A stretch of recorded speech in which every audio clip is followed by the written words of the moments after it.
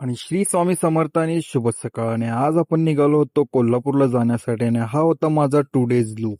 त्याच्यानंतर आम्ही कार घेऊन निघालो होतो कोल्हापूरला जाण्यासाठी आणि तुम्ही बघू शकता हा होता माझा लूक आणि माझी आई. त्याच्यानंतर आम्ही पोहोचलो कोल्हापूरमध्ये आणि हा होता तारा राणी यांचा स्टॅच्यू.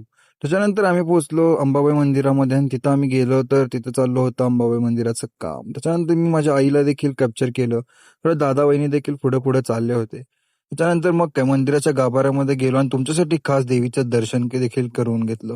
त्यानंतर गाभाऱ्यामध्ये थोडं शूट केलं आणि तितक्यात मला दिसले गणपती बाप्पा आणि तुम्ही बघू शकता गणपती बाप्पांची खास मूर्ती.